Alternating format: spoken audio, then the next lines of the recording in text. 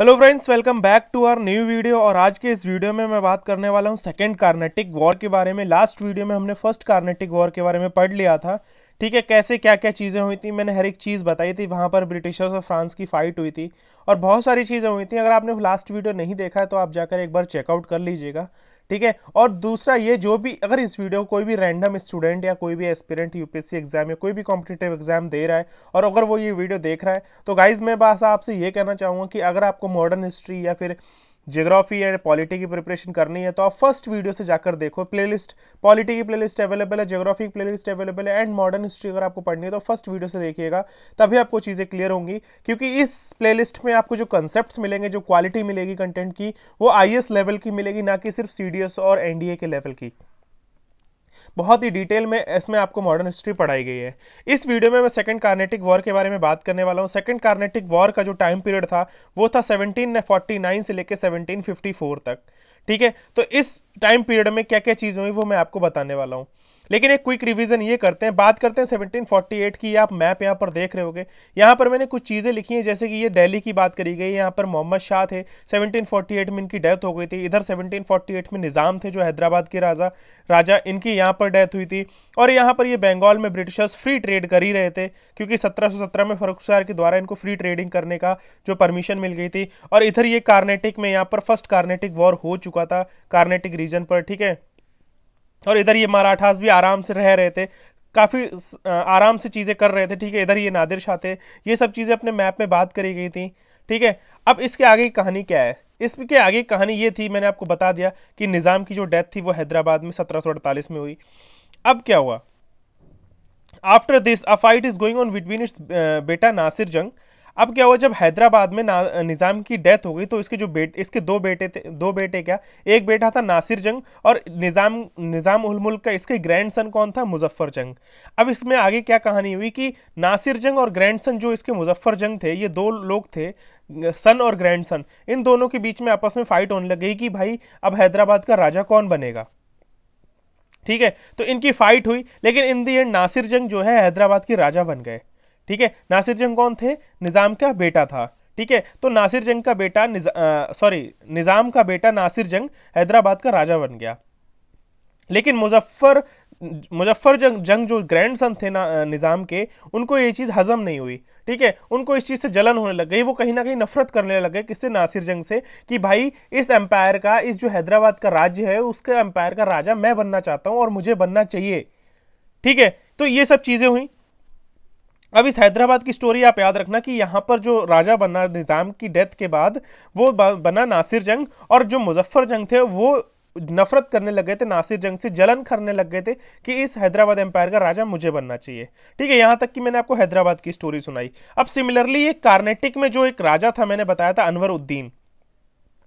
ठीक है, अनवर उद्दीन, लेकिन बट रिमेंबर दिस बैटल। और यहाँ पर अनवर उद्दीन जो मैंने आपको बताया था, सेंट थॉम, बैटल ऑफ सेंट थॉम, यहाँ पर थेम लिख दिया, थॉम है।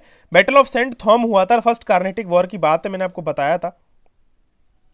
ठीक है, जहां पर जो अनवर उद्दीन थे वो फ्रांस से हार गए थे। ठीक है, मैंने आपको बताया था, मतलब जो बैटल ऑफ सेंट थॉम हुआ था वो हुआ था किसके बीच? अनवर उद्दीन जो कि कार्नेटिक के राजा थे। ठीक है, और वो वॉर हुआ था किसके बीच? फ्रांस के साथ हुआ था, जिसमें फ्रांस ने अनवर उद्दीन को हरा दिया था, लेकिन अनवर उद्दीन मरे नहीं थे।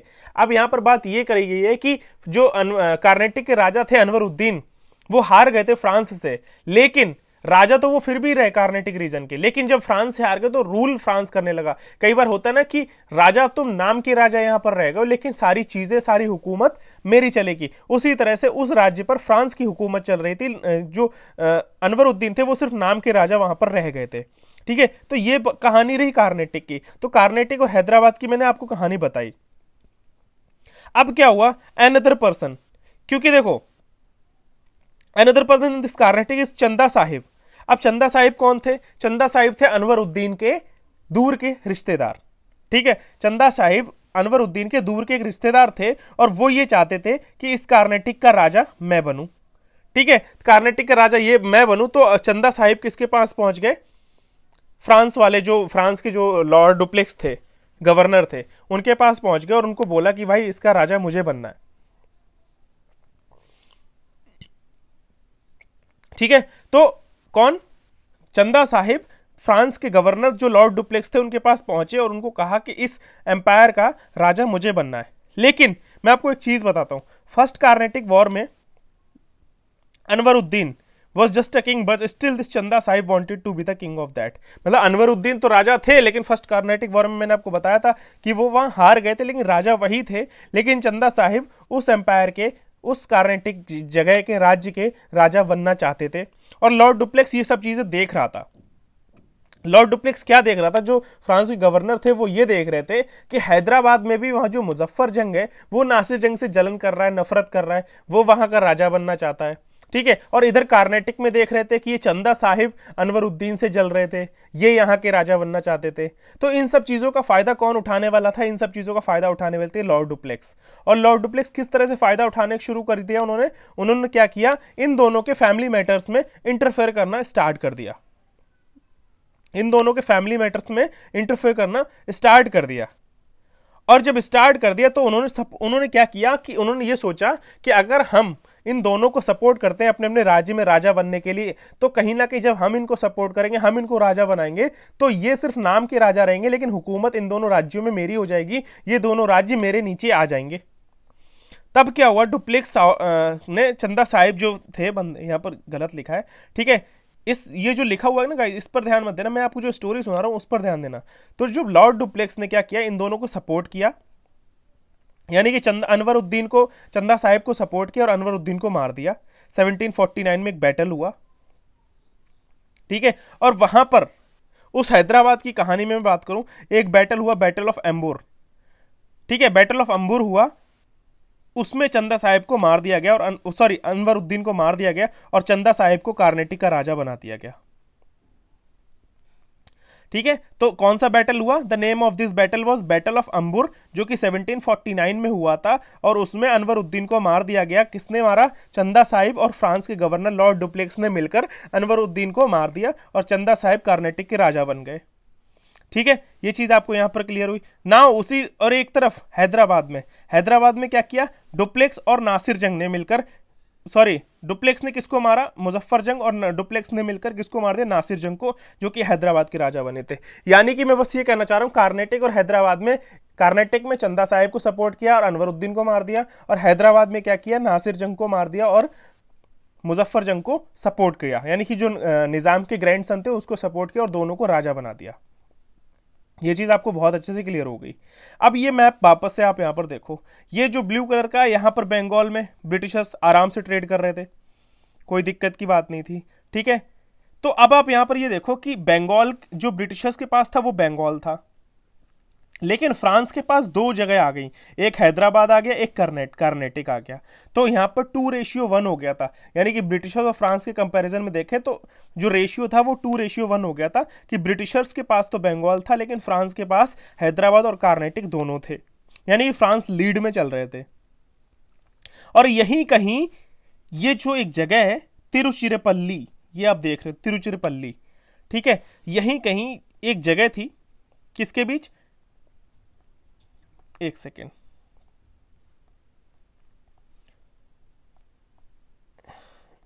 गाइस, ओके, यहां पर क्या हुआ?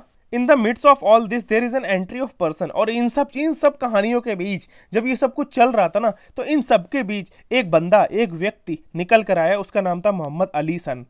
जो कौन था? वो बेटा था किसका? अनवरुद्दीन का।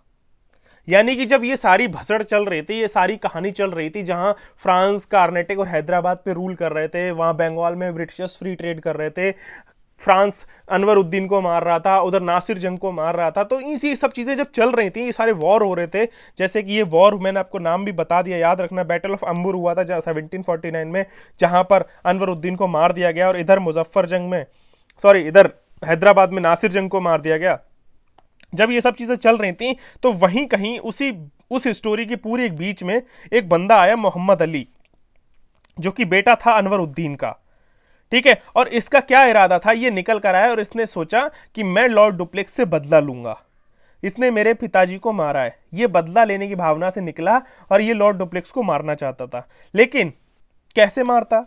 अकेला था, इसको मन में गुस्सा भरा हुआ था कि लॉर्ड डुप्लेक्स है, या फिर ये लोग हैं, इन्होंने मेरे पिताजी को मार के वहां पर कब्जा कर लिया, वो चेयर मेरी थी जहां पर मेरे पिताजी बैठते थे, मैं वहां पर राजा बनता। लेकिन क्या हुआ, चंदा साहेब, लॉर्ड डुप्लेक्स, ये सब इन लोगों ने भगा दिया उसको, और वो वहां से निकल गया।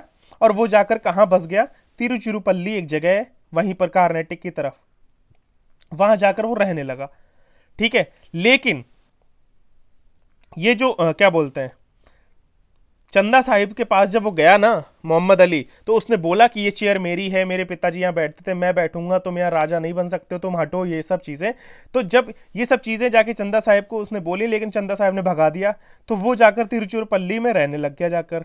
ठीक है, लेकिन ये चीज़ कहीं ना कहीं खटक गई किसको, चंदा साहिब को। चंदा साहिब जी पहुंच गए किसके पास, लॉर्ड डुप्लेक्स के पास, और उनको जाकर सारी बात बताई। उन्होंने बताया कि एक डर बैठ गया था चंदा साहब के मन में कि जब उसका बेटा इस तरह से निकल के आया और वो ऐसी सी बातें कर रहा था, तो एक काम करते हैं, कहीं ना क्यों ना हम अनवरुद्दीन का जो बेटा है उसको भी हम मार देते हैं, मोहम्मद अली, कि किस्सा ही खत्म हो जाए। ऐसा ना हो कल को ये आर्मी लेकर आए और ये हम पर वापस अटैक करे, तो इतनी प्रॉब्लम्स रखनी क्यों। तो हम एक काम करते हैं, हम दोनों जाते हैं और इसके बेटे को भी मार देते हैं, कहानी खत्म करते हैं। ठीक है, तो फ्रांस के गवर्नर ने कहा ठीक है, कोई दिक्कत नहीं है। तो क्या हुआ, फ्रांस के गवर्नर अपनी आर्मी लेकर कहां पहुंच गए, तिरुचिरापल्ली जगह पर पहुंच गए।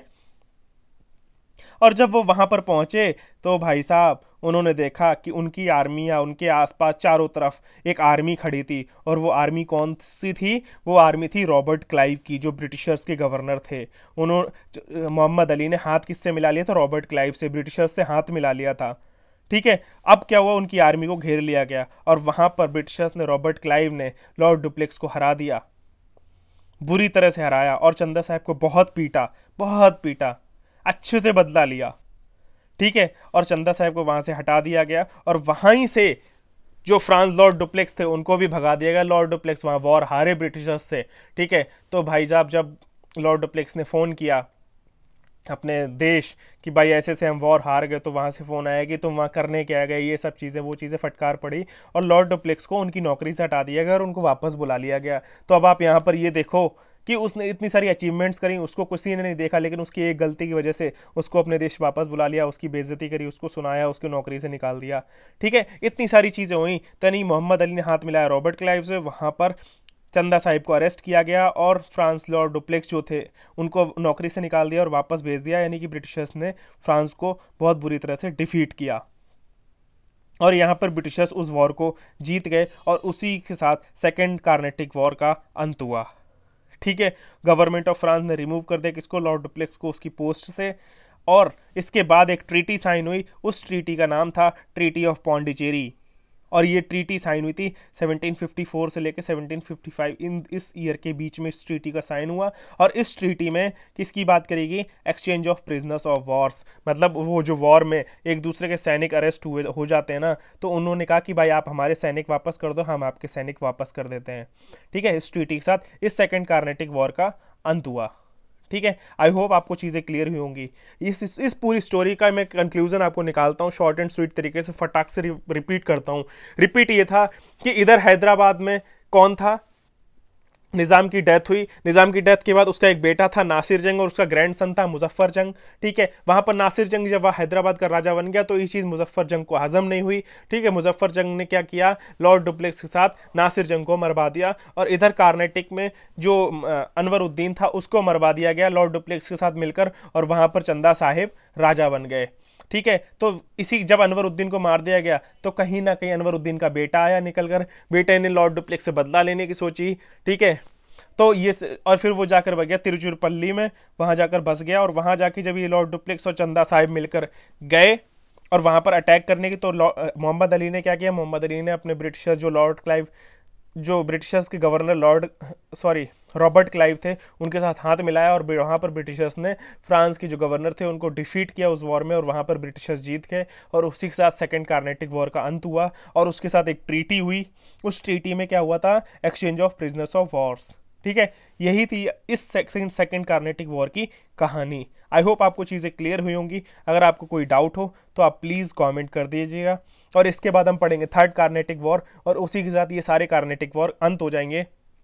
और उसके बाद कहीं ना कहीं ब्रिटिशर्स का जो यूरोपियंस में अपोनेंट्स थे वो सारे खत्म हो जाएंगे, चाहे वो डच थे चले गए, पुर्तगाली आए चले गए, डेनमार्क आया चला गया। ठीक है, उसके बाद क्या बोलते हैं, फ्रांस बचा था, ये भी थर्ड कार्नेटिक वॉर के बाद फ्रांस का भी अंत हो जाएगा। अब ब्रिटिशर्स की कहानी किसके साथ शुरू होगी? अब ब्रिटिशर्स की जो फाइट और जो वॉर से स्टार्ट होंगे वो होंगे इंडिया के राजाओं के साथ, और जब उनको भी डिफीट करेंगे तब जाके ब्रिटिशर्स इंडिया पर रूल करेंगे। बहुत बड़ा इतिहास था। तो अगर आपको हिस्ट्री पढ़नी है, देखो इतना नहीं है कि अपना इतिहास बहुत बड़ा था, बहुत सारे फाइट वॉर्स हुए हैं, तब जाके ब्रिटिशर्स ने अटैक किया, फिर उन्होंने ब्रिटिशर्स को आज़ाद किया, बहुत बड़ी कहानी है। तो अगर आप ये सोच रहे हो इस पूरी हिस्ट्री को आप 2 महीने में पढ़ लोगे तो वो पॉसिबल नहीं है। आपको बहुत अच्छे से, बहुत डीपली, बहुत क्वालिटी लेवल का कंटेंट आपको पढ़ाया जा रहा है। तो आप क्लास मिस मत करना। अगर आप हो सकता है बहुत ज़्यादा खींचा जा रहा है, आपको लग रहा हो कि बहुत ज़्यादा खींचा जा रहा है, लेकिन ऐसा कंटेंट आपको आईएएस लेवल में मिलेगा और कहीं नहीं मिलेगा, और आपको बहुत अच्छा कंटेंट मिल रहा है। तो आप वीडियोस देखो एंड चैनल को सपोर्ट करो, सब्सक्राइब करो, और उन दोस्तों के साथ शेयर करो जिनको आपको लगता है कि उन लोगों को ये कंटेंट के साथ पढ़ाई करनी चाहिए। ठीक है, थर्ड कार्नेटिक वॉर पढ़ेंगे नेक्स्ट वीडियो में। उसके बाद हम आगे battle of Plassey, battle of Buxar के बारे में भी डिटेल में बात करेंगे। तब तक के लिए जय हिंद, bye bye, have a good day. और कोई कमेंट हो, कोई भी अगर आपको वीडियो पसंद है तो प्लीज़ लाइक एंड कमेंट जरूर कर दीजिएगा। Thank you, have a good day, bye bye.